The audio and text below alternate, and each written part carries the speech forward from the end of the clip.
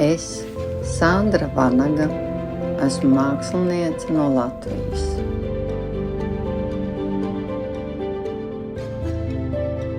Abstraktā māksla ir niša, kurā es esmu stabilizējusies.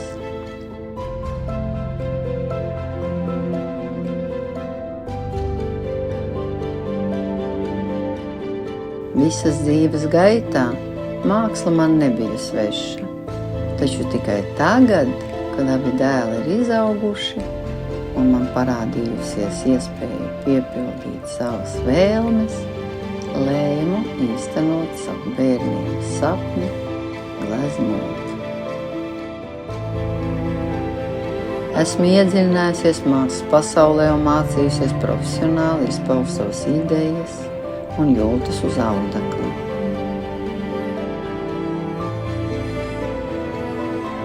Šīm gleznām nav skiču, nav iepriekšējo plānu. Tās top manu emociju, domu un sajūtu plūsmā. Katrai gleznai ir savs raksturs, savs stāsts, kuram ir labās beigas. Laimes, mīlestības, cerības un miera piepildītas beigas.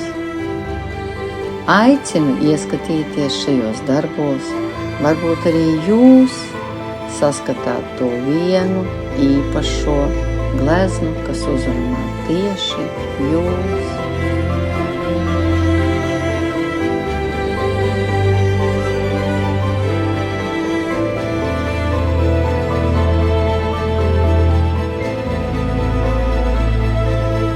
Būšu laimīga, ja kāds no maniem darbiem atradīs savu īsto īpašnieku.